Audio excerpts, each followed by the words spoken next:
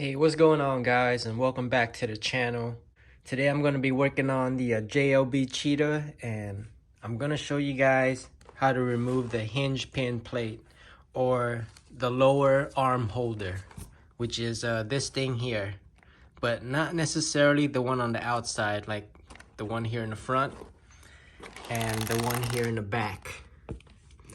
I'm going to show you guys how to remove the one on the inside, which is this one here. It's right there on the inside.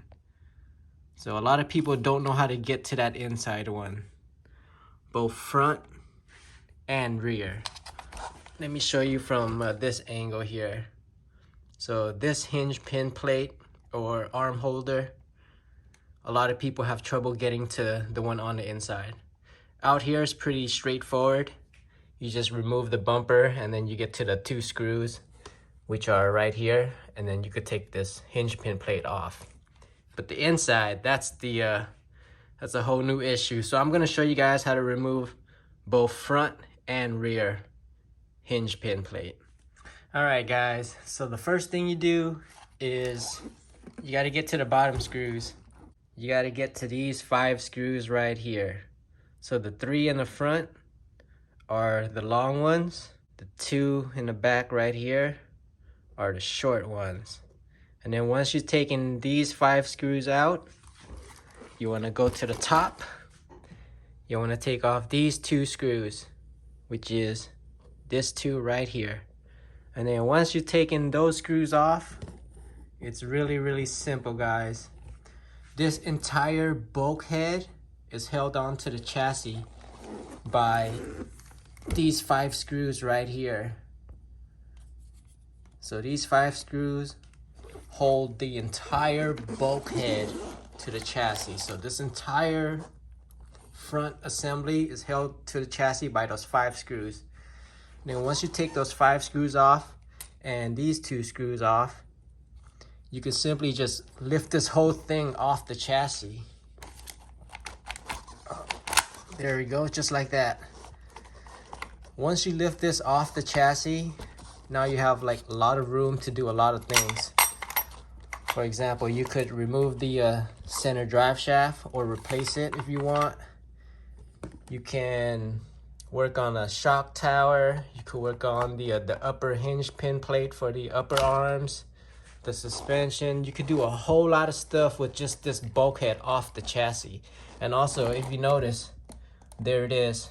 There's the hinge pin plate exposed, making it easier for you guys to get into there and replace it or remove it or do whatever you got to do with it. And good thing that I'm showing you guys this, because if you notice my input drive cup, it's kind of destroyed. Yeah, it's really bad. Let me see if I can spin the wheel so you can see it. There you go. Yeah, it's all eaten up. Good thing I'm showing you this, because I did not know about this. So this is something I'm going to be replacing later in the future. And yeah, so this is the front assembly. That's how you take it off. Putting it back is really easy, guys. You start off with the center drive shaft, line it up to the back.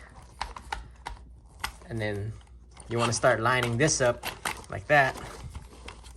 Make sure everything is all lined up into place with the dog bone of the center drive shaft back into the front input drive cup. It's kind of tricky, but take some time and wiggling to get it all together. But once it's all together, screw it all down and then we'll work with the back. All right, so now that we got the front all put back together, center drive shaft is back in, screws are back on. Let's start with the back. So the back part, it's different from the front because of this plastic thing. The back part has a transmission case. This case needs to come off.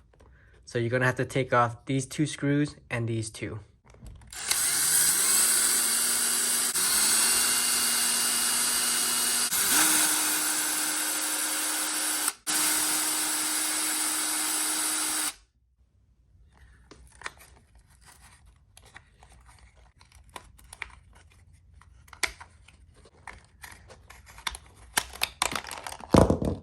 There you go.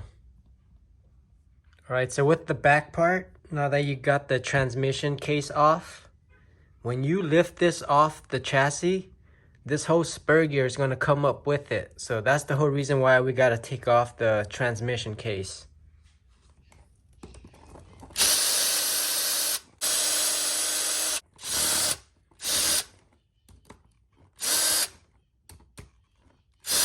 Uh-oh, they're stripped.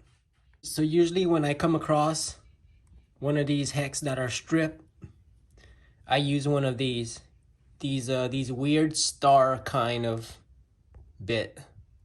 These things seems to work with the Hex. All right, there you go. That should work for the strip Hex. Oh, more power.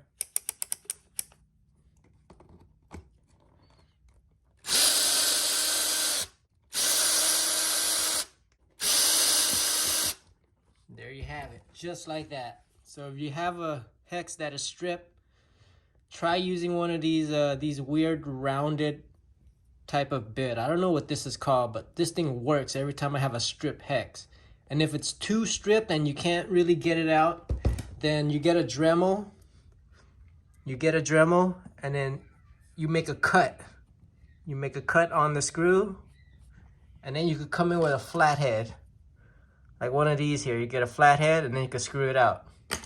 That's how I deal with these strip Hex. But pretty soon later in the future, I'm gonna get a whole box of screws, new screws to replace all of these strip worn out ones. But yeah, let's finish doing this. All right, so now that we got all the screws off, the 5 on the bottom, the 4 on top here, it's just like the front assembly, guys. You just lift this whole bulkhead off the chassis. Just wiggle and lift. Wiggle and lift, and you'll see right here, the whole spur gear comes up with it. Ah! There you go. That was kind of tough. But if you notice, there's the bulkhead, the rear assembly, and if you want to get to the hinge pin plate, there you go. There's your axis. Super easy to do, guys. Super easy. And then with this thing off the chassis, you could do a whole lot. You could change this thing. You could change the upper arm, lower arm. You could change the hinge pin itself. You could take everything apart, get to the chassis. Get to the diff. You could open it up, change diff fluid, change the diff. You could work on the spur gear assembly. It's awesome, guys. It's awesome. Super easy to do.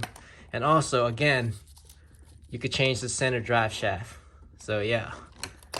And putting it back together, same way you took it off, guys. Just gotta wiggle this back in, just like that. Boom, it's in. Always gotta be mindful for the skid plate that comes off from the rear. So before you smash this thing back onto the chassis, this skid plate goes in and it gets wedged in between. Just like that. There you go. Back into place.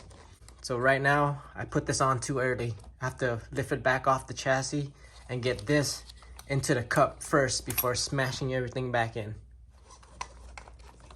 This part might be tricky, trying to get the dog bone back into the cup here. It's gonna work.